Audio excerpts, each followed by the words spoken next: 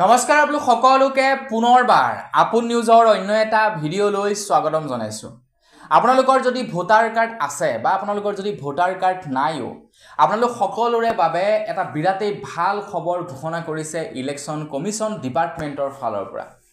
তো আপোনালোকৰ বাবে ওলোৱা সেই ভাল খবৰটোনো কি, মই আজি আপোনালোকক তাৰ ওপৰতে জনাম। আপোনাৰ যদি ভোটাৰ কাৰ্ড আছে তেন্তে ভিডিঅ'টো প্ৰথমৰ পৰা শেষলৈকে চাই থাকক, আপোনালোক সকলোৰে বাবে ওলোৱা সেই ভাল খবৰটো জানিবৰ কাৰণে। তো মই শ্ৰীপাঞ্জিত গগৈ, আপোনালোকে চাই আছে আপোন নিউজ। আহক আৰম্ভ কৰোঁ আজিৰ ভিডিঅ'। তো বৰ্তমান সময়ত হয়তো চাগে 18 বছৰৰ ওপৰৰ প্ৰত্যেকৰে ভোটাৰ কাৰ্ড আছেই, হয়নে নহয়? বা যিসকলৰ 18 বছৰ হোৱা নাই আজিকালি তেওঁলোকেও ভোটাৰ কাৰ্ড এপ্লাই কৰিব পাৰি। 18 বছৰ হোৱাৰ লগে লগে তেওঁলোকৰ ভোটাৰ কাৰ্ড আহি যায়। আজিকালি এটা নতুন ছিষ্টেম বনাইছে, 17 বছৰৰ পৰাই ভোটাৰ কাৰ্ড আবেদন কৰিব পাৰি। আৰু আজিকালি ভোটাৰ কাৰ্ড আবেদন অনলাইন প্ৰক্ৰিয়াৰ দ্বাৰা হয়। আগৰ নিচিনা নহয় বোলে আপোনাৰ BLOৰ পৰা ফৰ্ম আনিব লাগিব, ফৰ্ম ফিল আপ কৰিব, BLOৰ ওচৰত ফৰ্মখন জমা দিব। আজিকালি সেইবিলাক কৰিব নালাগে। কিবা আপোনালোকৰ চেঞ্জ কৰিব লগা আছে, ভোটাৰ হেল্পলাইন পৰ্টেলত গৈ আপোনালোকে চেঞ্জ কৰি দিলে, তাৰপাছত আপোনালোকৰ সেই আপডেট হৈ যাব। বা আপোনালোকৰ ধৰি লওক আপোনাৰ ভোটাৰ কাৰ্ড এপ্লাই কৰিব লগা আছে, তো আপোনালোকে এপ্লাই কৰি দিলে, আপোনালোকৰ ওচৰলৈ আহি যাব ভোটাৰ কাৰ্ডখন খুব শীঘ্ৰেই। তো নতুন নিয়ম আনিছে, নতুন ছিষ্টেম আনিছে, সববিলাক অনলাইন হৈছে, সেইবাবে চৰকাৰী কাম কাজবিলাকো আজিকালি অনলাইন কৰি দিছে। এতিয়া সেই সময়তে আপোনালোক সকলোৰে বাবে এটা বিৰাটেই ভাল খবৰ ওলাইছে। আপোনাৰ ভোটাৰ কাৰ্ডৰ যদি কিবা সলনি কৰিব লগা আছে, আপোনালোকৰ ভোটাৰ কাৰ্ডত যদি নাম, ঠিকনা, mobile number, address, photo, date of birth কিবা সলনি কৰিব লগা আছে, বা ভোটাৰ যদি আপোনালোকে শিফটিং কৰিব লগা আছে, বা ভোটাৰ কাৰ্ড যদি আপোনালোকে কাৰেকশ্যন কৰিব লগা আছে, বা নতুনকৈ যদি এপ্লাই কৰিব লগা আছে, তেওঁলোকৰ কাৰণে এটা বিৰাটেই ভাল খবৰ ঘোষণা কৰিছে ইলেকশ্যন কমিশ্যন ডিপাৰ্টমেণ্টৰ ফালৰ পৰা। ইলেকশ্যন কমিশ্যন ডিপাৰ্টমেণ্টে কৈছে যে এতিয়াৰে পৰা মাত্ৰ 15 দিনৰ ভিতৰতেই ভোটাৰ কাৰ্ড আপডেট হ'ব। মাত্ৰ 15 দিনৰ ভিতৰত আপোনালোকে ভোটাৰ কাৰ্ড আপোনালোকৰ হাতত পাই যাব বুলি জনাইছে।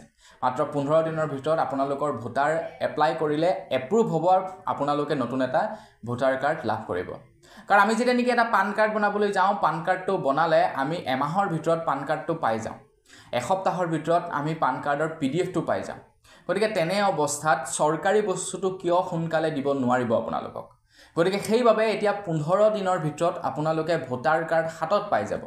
এপ্লাই কৰাৰ লগে লগে আপোনালোকৰ প্ৰচেছ হ'ব, প্ৰচেছ হোৱাৰ পাছত 15 দিনৰ ভিতৰত আপোনালোকৰ হাতত আহি ভোটাৰ কাৰ্ড পাই যাবহি। এটা নতুন ছিষ্টেম কৰি দিছে, এটা ভাল সিদ্ধান্ত লৈছে এইটো ইলেকশ্যন কমিশ্যন ডিপাৰ্টমেণ্টৰ ফালৰ পৰা। বহু লোকৰ এনেকুৱা থাকে ইমাৰ্জেঞ্চি থাকে ভোটাৰ কাৰ্ডৰ কাৰণে, ধৰি লওক ঘপকেনে দৰকাৰ হৈ গ'ল, কিবা এটা ভুল আছিলে। তো ভোটাৰ কাৰ্ডটো এনেকুৱা বস্তু আপোনালোকে ইচ্ছা কৰিলেও সলনি কৰিব নোৱাৰে, বহুত দিন লাগে, মাথা নষ্ট হৈ যায়, তেনেকুৱা হয়। কিন্তু এতিয়াৰে পৰা সেই ছিষ্টেমটো আৰু নহ'ব। আপোনালোকে এপ্লাই কৰিলে এইফালে 15 দিনৰ ভিতৰত আহি আপোনালোকৰ ভোটাৰ কাৰ্ড পাই গ'ল।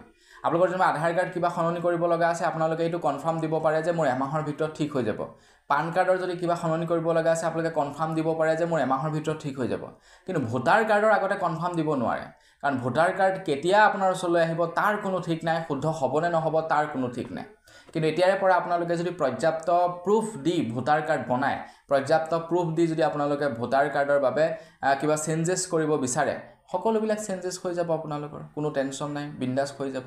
গতিকে আপোনালোকে এতিয়াৰে পৰা 15 দিনৰ ভিতৰত ভোটাৰ কাৰ্ডৰ কাম কৰিব পাৰিব বুলি জনাইছে ইলেকশ্যন কমিশ্যন ডিপাৰ্টমেণ্টৰ ফালৰ পৰা। তো কেনেকুৱা লাগিছে বাৰু খবৰটোৰ বিষয়ে জানি? যদি ভাল লাগিছে লাইক এটা কৰিব। তো আজিৰ ভিডিঅ'ত ইমানেই, পুনৰ এটা ভিডিঅ'ত লগ পোৱাৰ আশা কৰিলোঁ। বিদায় মাগিছোঁ, ধন্যবাদ, জয় অসম।